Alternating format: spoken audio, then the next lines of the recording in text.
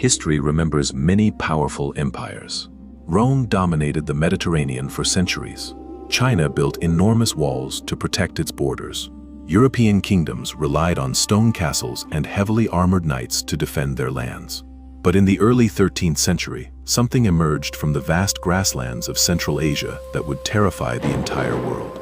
A force so fast, so disciplined, and so ruthless that no kingdom could stop it. Within a single lifetime, this force would create the largest land empire in human history. Cities burned to the ground. Armies vanished without a trace. Entire civilizations collapsed. Historians still ask the same question today. Why couldn't anyone stop the Mongols? To understand the answer, we must go back to the beginning, to a boy named Temujin. Temujin was born around the year 1162 on the harsh Mongolian steppe. It was a land of extreme winters, endless grasslands, and constant tribal warfare. Life there was brutal. Survival depended on strength, skill, and loyalty. When Temujin was only 9 years old, tragedy struck. His father, a tribal leader, was poisoned by a rival clan. Without protection, Temujin's family was abandoned by their own tribe.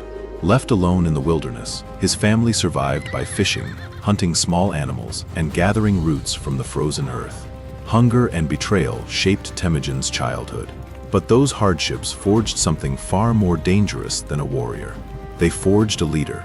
Temujin realized something the Mongol tribes had never achieved before: unity. For centuries, Mongol tribes fought endlessly against each other. Raids, revenge killings, and stolen horses were a normal part of life. Temujin began changing that system. Instead of promoting leaders based on noble birth, he rewarded skill, loyalty, and bravery. A shepherd could become a general. A poor warrior could rise to power. This new system attracted followers from many different tribes. Slowly, Temujin united the steppe. Some tribes joined him willingly. Others joined after defeat. By the year 1206, Temujin had defeated or absorbed every major Mongol tribe. At a great gathering known as a Kurultai, the tribes proclaimed him with a new title, Genghis Khan. The title meant universal ruler. And with that declaration, a new empire was born. But the world had no idea what was coming, because Genghis Khan didn't just unite tribes. He created something far more terrifying. The most efficient war machine the medieval world had ever seen. Most medieval armies were slow and predictable. Kings gathered knights, infantry, and heavy equipment before marching to war. Armies depended on supply wagons and large camps. Campaigns often moved slowly across the land. But the Mongols fought in a completely different way. Every Mongol warrior was trained from childhood to ride horses and hunt animals across the open steppe. By the time they became soldiers, they were already masters of speed, endurance, and archery. A Mongol archer could fire arrows with deadly accuracy while riding at full gallop. But their true advantage was mobility.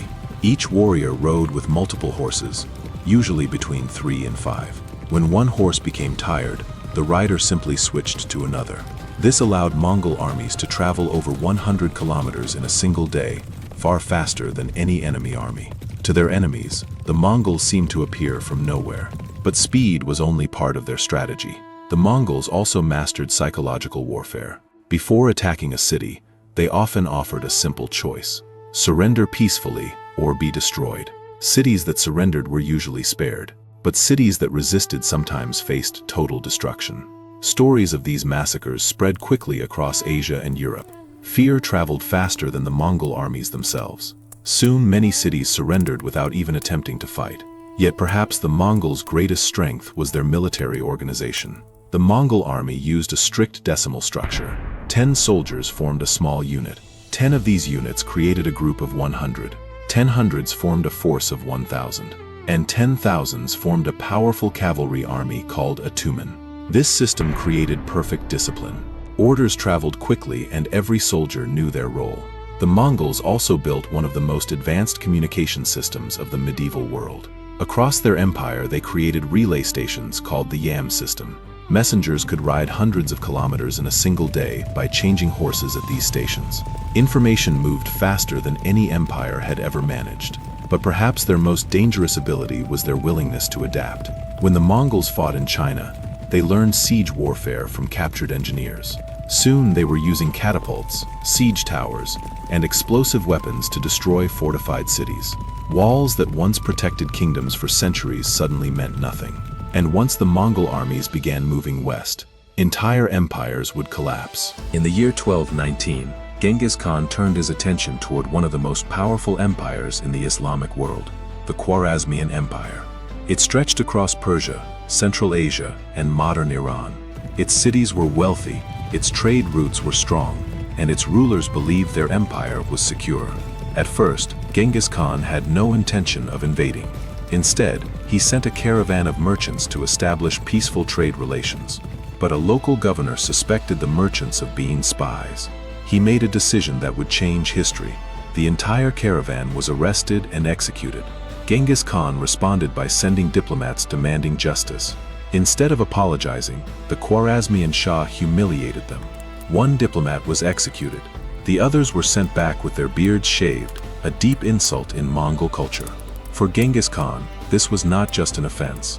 It was a declaration of war. In 1219, the Mongol invasion began.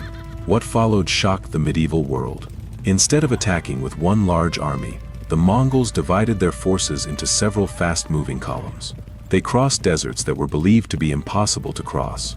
They appeared where enemies least expected them. City after city fell. Bukhara, Samarkand, Urgench. Some cities resisted. Many were destroyed. Others surrendered and were spared. The Khwarezmian Shah fled as Mongol armies advanced across his empire from multiple directions. Eventually, he died in exile on an island in the Caspian Sea. His empire had completely collapsed. But the Mongols were not finished. Their armies pushed further west. In 1237, Mongol forces invaded the lands of the Russian princes. Medieval cities were burned and destroyed. Ryazan, Vladimir, Kiev. The devastation was enormous. Then, in 1241, the Mongols reached Europe itself. Polish and German knights were defeated at the Battle of Legnica. Hungarian forces were crushed at the Battle of Mohi. For a moment, it seemed that nothing stood between the Mongols and the rest of Europe. Kings across the continent feared the worst. Church bells rang in panic. Europe believed the end had come. But suddenly, the Mongol advance stopped. At the very moment when Mongol armies seemed unstoppable, unexpected news arrived from the east. The great Khan Ogedi, son of Genghis Khan and ruler of the Mongol Empire, had died. According to Mongol tradition, the princes of the royal family had to gather in Mongolia to elect the next great Khan. This meant that the generals leading the invasion of Europe were required to return home. And suddenly, the unstoppable Mongol advance stopped.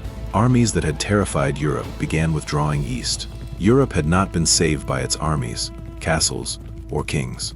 It had been saved by Mongol politics. Even so, the Mongol Empire continued to expand across Asia. At its greatest size, it stretched from the Pacific Ocean to Eastern Europe. It became the largest land empire the world had ever seen. But the Mongols did more than conquer. They connected civilizations. Under Mongol rule, trade routes across Asia became safer than ever before. This era became known as the Pax Mongolica. Merchants traveled from China to the Middle East, and even to Europe. Ideas, technologies, and cultures moved across continents. The famous traveler Marco Polo even visited the court of Kublai Khan in China. For the first time in history, East and West were deeply connected. However, the empire was simply too vast to remain united forever. After several generations, it divided into separate Mongol kingdoms. Over time, their power slowly faded, but their impact on history remained. Because in the 13th century, a group of horsemen from the Mongolian steppe reshaped the entire world.